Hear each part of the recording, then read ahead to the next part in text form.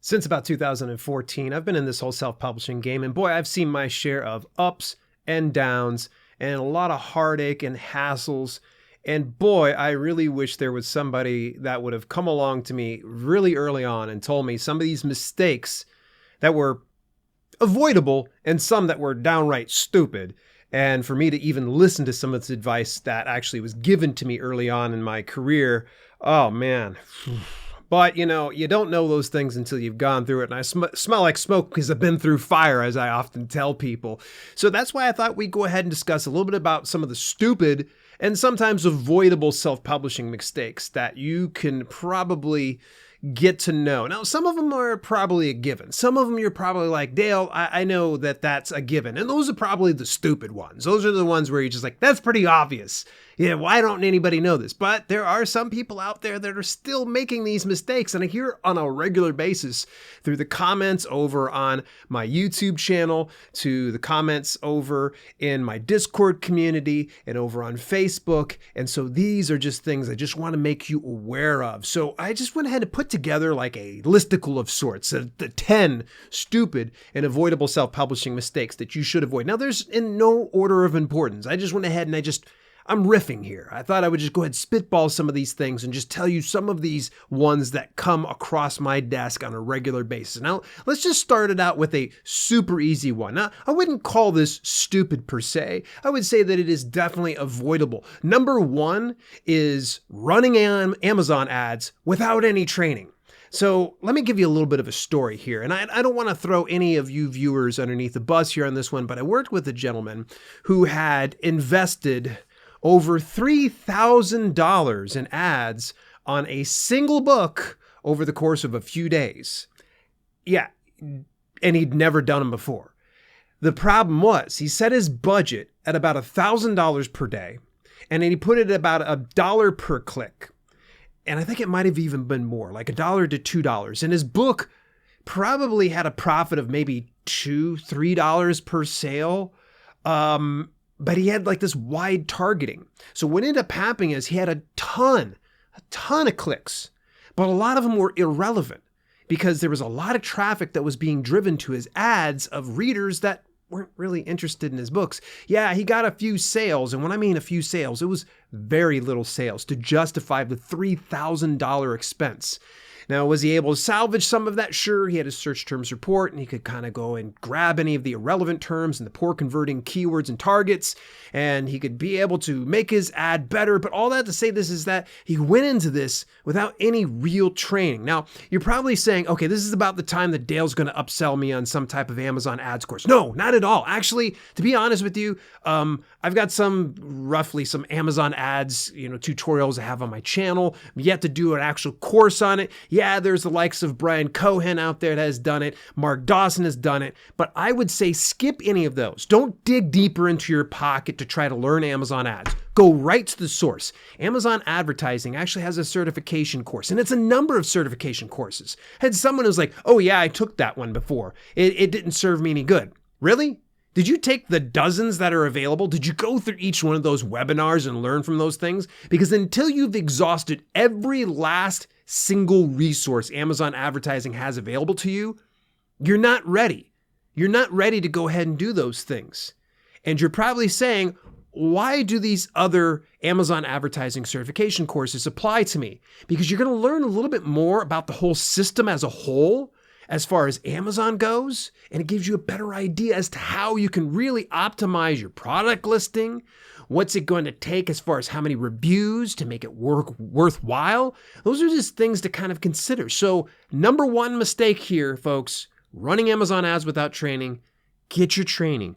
Go and take it. It's 100% free. And look, folks, it is super easy and it's relatively, you could probably do a course in the case of the KDP one within an hour.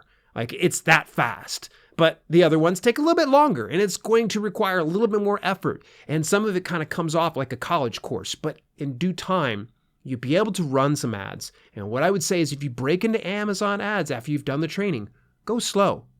Take it slow. Speak with peers within the industry. By the way, join us on Discord over at dalelinks.com/Discord. You'll be able to get more details from other authors in that community because there's some people who've traveled that path that you're looking to travel on currently. All right, number 2, this is going to sound kind of crazy than me saying this in this day and age, but it still happens. Review swaps. And I'm going to add to that illicit exchanges. Now, review swaps were back in the day like the thing that was encouraged for authors to do, because the whole thing is, in order to really sell more books, you have to have that third-party credibility by way of reviews and ratings. Now, back then, when I first broke in, it was told like you had to do this. I took it as fact. I took it as gospel.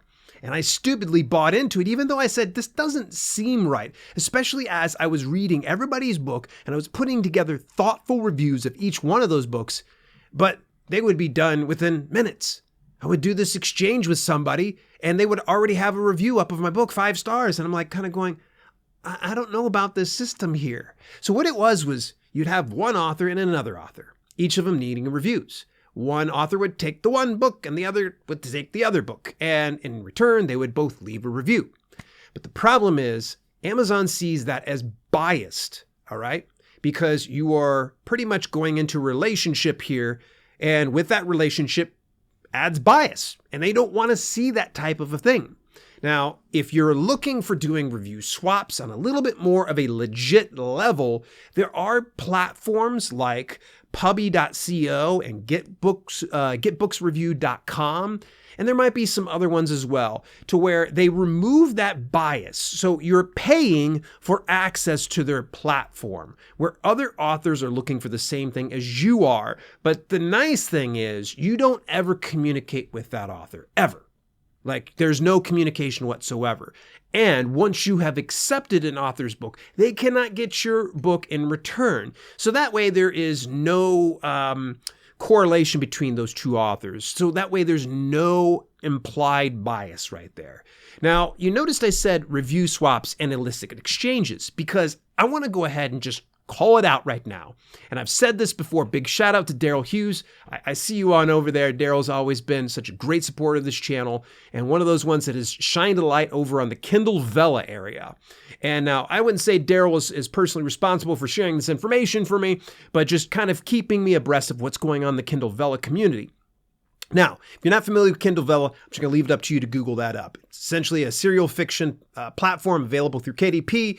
And in any event, there are authors out there right now, and you know who you are, that are essentially doing a swap of sorts. It's almost like this review swap that I told you. But what they end up doing is they swap episodes. So they scroll through each other's episodes and they unlock those episodes. And so what ends up happening is the Kindle Vella author is then credited for a sale of sorts. And then the more sales that you have and the more likes that you have and the more faves that you have, the more it pulls from the bonus pool. You can see why that is 100% unethical, because you are literally stealing from other people's pool. You're stealing from the pool in which people are actually working hard to pull from. And it was a huge reason for me to step back from Kindle Vella, because I saw that it was just rampant with abuse.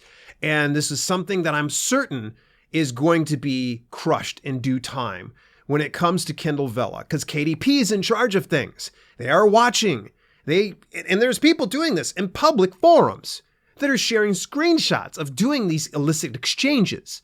But for whatever reason, they think they're untouchable. They think they're unstoppable. Folks, that gravy train is going to come to an end. You're going to get booted off, and then the cream will rise to the top. And hopefully Kindle Vella at that point will be nice and clean, and it will be coming out to global distribution. But in the meantime, folks, review swaps, illicit exchanges, that's just stupid. Just don't do it, all right?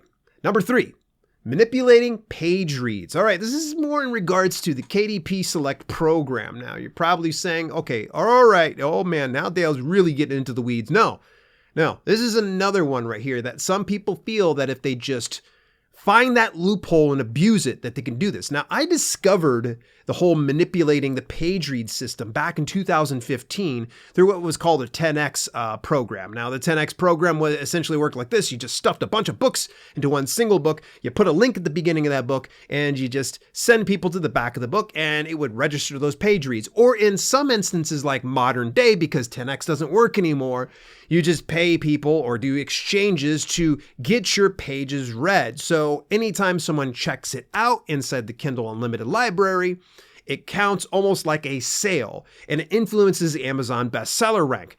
I will tell you clearly right now that they are very mindful of these big bumps in page reads. So much so that they are going through and suspending and even terminating accounts for manipulating page reads. Now, are you allowed to check out your own Kindle Unlimited book? Yes, I've actually asked this numerous times with the KDP support team, and you could do that yourself, by the way. In the bottom of your dashboard says contact us. Just scroll on down there, hit that contact us. If you have that question, get them on the line, get them on the phone. Ask them, hey, can I be able to check out my own Kindle Unlimited book? Because it's a good idea to do that to actually proof your ebook. That's right, you actually have the ability to proof before it goes to market, but it's also a good idea to proof it after it goes into the market to make sure there's any small discrepancies that you need to kind of fix or clean up. So what I'm saying is this, is if you're trying illicit practices of getting page reads so that way it influences your rank, shame on you. That's just stupid. Because they're going to catch on to you. There is an automated system that goes through and checks all these ebooks that are inside the Kindle Unlimited system. And if it seems a little off, they're probably going to go ahead and nick you for that one. All right, next one up here is going to be number 4, leaning exclusively on social media to sell books. Yep, I said it. Social media doesn't sell books. The books that it does sell, it's going to be a minor amount, all right? Now, there are outliers. So for instance, if you have a massively engaged following over on Instagram, we'll say 100,000 followers, and every post that you put out is gold. There's comments, there's likes, there's shares, there's engagement of some sort, then yes, one could make the argument it's going to sell books. But if you're an author with a relatively modest following, chances are very likely not many are going to buy your books. So if you're thinking to yourself, what's a modest following, Dale? I would say anything below 100,000. Anything below 100,000. Yes, one could say if you had 1,000 raving fans on a social media account, then yeah, it could probably be possible. But I'm going to tell you, those are outliers. Social media is meant to be social, right? It's not your platform to go and sell books. It's just to make yourself visible, to make people aware that you have books that are available.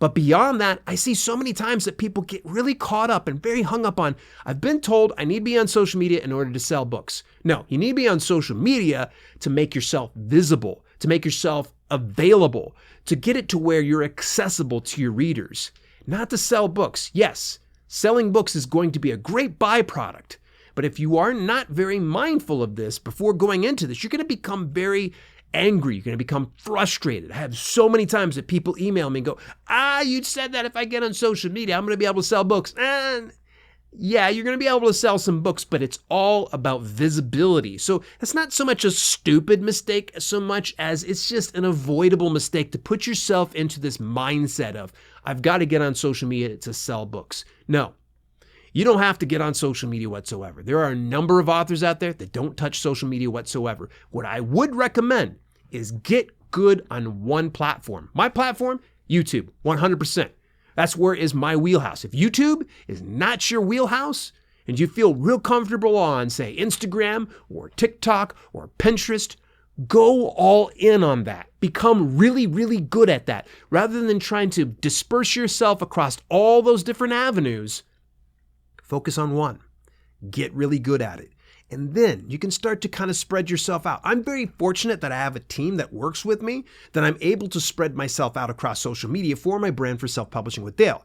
But that's more about Self-Publishing with Dale than the process of selling Self-Publishing with Dale and his books. Got what I mean? All right, we're almost halfway through this list here. Now, the number 5 reason right here, I see a lot of authors that are really hung up on this one. Not building an email list. You have to get an email list. Absolutely. If anybody tells me that I'm wrong on this one, wake up. Because at this point, there are platforms like Amazon KDP, Drafted Digital, Ingram Spark that are continually deplatforming authors for illicit practices in some instances and sometimes for false positives. There's so many instances where there have been people that have been on KDP and unbeknownst to them, they get thrown off the platform and they don't know why they've been sent off there. And all the access that they had to their readers is gone. Poof, vanished. It's a scary, scary thing. And the biggest thing that they missed out on is building the email list. Now, you don't need to make it super sexy. It doesn't need to be the most deepest sales funnel with every tripwire along the way and upsell. No. Make it super simple, all right? MailerLite, MailChimp, I think even ConvertKit all have some form of free offering for folks that are starting up their email lists. My personal preference, is MailerLite. Love me some MailerLite. Does up to 1,000. They don't gate any of the features at all. So I would say try to lean towards that. Now, the next thing is, how do I acquire those things? Make it simple. I could do an entire podcast, and I have done this in the past, an entire podcast about email marketing. Just go into the front of your book and in the back of your book. Do you enjoy getting discounts, deals, and advanced reader copies? Join my email newsletter today. Don't call it a list, by the way. Nobody wants to be on your list. I don't want to be on a list. Last time I was on a list, it was my mom's list, and she wasn't very happy with me. So don't do that. But at any rate, email list, get on top of it. It doesn't need to be perfect, folks. Just start doing it. All right? 6 email subscribers is better than no email subscribers. 6,000 email subscribers is better than no email subscribers. The whole point is get started. All right? It is absolutely foolish to go into this business without starting an email list of some sort. Engage with them, by the way, once per month, at least once per month. I like to do weekly, but that's my preference. Communicate with your following, and they'll be able to tell you how often they like to hear from you.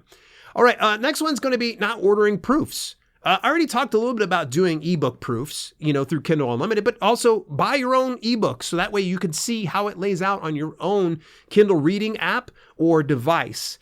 Print books, get them printed out. You won't believe how many times I have printed a proof and I've found an issue. I've found an error, because sometimes your eyes will gloss over those things. You've looked at it so many times through Microsoft Word, or if you're formatting through Atticus or something like that. Ordering those proofs is going to be the thing that makes a huge difference. And I know some of you out there are strapped for cash saying, I don't know if I can afford that. Find a way. Find a way to do it. I'm not referring to the audiobook distributor, by the way. Ordering proofs, get them. It is so worth your time, because in the end, it's better that you see the mistake than a buying reader sees your mistake, because then you're going to be starting to deal with hellfire and brimstone. They're going to be a little bit upset at you, and there's going to be just a reckoning here. Number 7, publishing exclusive to KDP while publishing wide. Yeah, I'm blown away by this one every single time. If you enroll in the KDP Select program for a given ebook, that ebook cannot go to any other ebook distributors out there. None of them. During that 90-day period, you cannot touch it. And if it auto-renews, it's set for another 90 days. All right? Do not publish wide beyond that point. Now, a lot of people mistake this one where they think, so I can't publish my print book or my audiobook elsewhere. KDP Select only is regarding ebooks, and it only affects the ebook that you have it enrolled in. So let's say I've got 10 ebooks.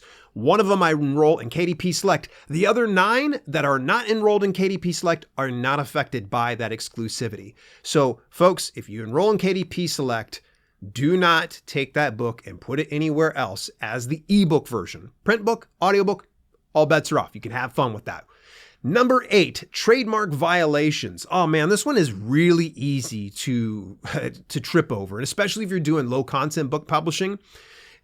One of the things that I would say is this: if you are unsure if something is trademarked or if it's of somebody else's intellectual property, first thing you want to do is go over to uspto.gov and search up whatever that term is for the trademark, or whatever that visual element is of that trademark. Now, most times I just go for the actual text. I don't worry about the visual element, because truth be told, I know better than to take somebody else's visual elements and put them on my book.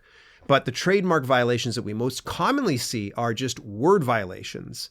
So if you ever find yourself in a little bit of a pickle with KDP Select and they say that you are infringing on someone's trademark, do your research. Go to uspto.gov. You can even look in any kind of regional trademark organizations to see if that is actually trademarked. And if it isn't, then you want to make sure you push back. But what I would recommend is, obviously, don't use anybody else's trademark. And just putting unauthorized on the book does not make it like to where it's okay. Oh, it's unauthorized. You're totally fine using that trademark. Nah. You can't write a book about Disney unless you've actually have some type of permission from Disney. You can't do a book for dummies unless you reach out to the people that do for dummies. Just a fact here, folks. Number 9, using single-term keywords in the 7 backend KDP keywords. Now, you've got the 7 backend keywords. A lot of times, some people think keyword is just a single term. So, for instance, I could say fitness. Now, that word is super broad because there's types of fitness that we can think about. Fitness for seniors, fitness for teens. We could talk about CrossFit fitness. We could talk about, oh, by the way, that's another trademark here, folks. You want to understand that in those 7 back-end keywords, the best way to utilize those 7 keywords is to fill it up. You have up to 50 characters within a slot. Find keywords that have some type of overlap. Find long tail keywords, meaning that there's going to be 3 or more specific terms within a keyword phrase, and you're going to want to slip it into there. So many times I've done some consulting for folks, and every single time I go into their dashboard, I see a single term. Single term's not going to cut it, folks. That is so broad, you're going to get your butt whipped by the other authors that are absolutely dominating your niche. Number 10, selecting irrelevant categories. Now, this one kind of goes hand in hand with selecting the wrong keywords, but now there's something that you stand to lose, and that's your account here on KDP if you happen to be publishing there, because you could select up to 10 categories. Okay, you get 2 categories in the dashboard, but you're allowed to assign up to 10 categories for each publication in ebook and print book, and that includes paperback and hardcover. Using 10 categories is totally fine. All right. There's been a lot of misinformation out there. There is a category glitch. Everybody knows about it. Unfortunately, KDP has not addressed it publicly, but in the same instance, you're going to select those 10 categories, but only select the categories that are relevant to your title. Don't just pick a category because you know if you sell one book in a given hour, it's going to be #1 bestseller, that's going to be a good idea. No. They are really policing things, and they are shutting down accounts left and right that are abusing this system. And I've had a couple of reps that say to me, no, we don't shut it down. We just tell them to fix it. I've had numerous authors that have actually reported to me having suspended or being terminated for selecting the wrong categories. So if you have categories on your book and you have not audited them lately, I would recommend you go over, check what those categories are to make sure that they are actually relevant. So those are just 10 of those stupid and absolutely avoidable self-publishing mistakes. Yeah, it's not an exhaustive list, but it is certainly a start.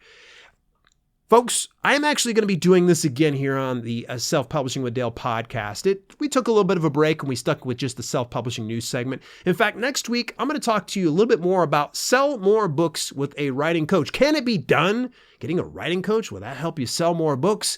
Well, we're going to talk about that in next week's broadcast, so make sure that you stay tuned. You've been listening to the Self-Publishing with Dale podcast. Visit us at selfpublishingwithdale.com for more information on how you can level up your self-publishing business. Also, check out our growing video-on-demand service, chock full of free and premium content, when you head over to theselfpublishinghub.com. If you enjoyed the show, please consider leaving a review on your preferred podcasting platform. We thank you for tuning in, and we'll see you in the next episode.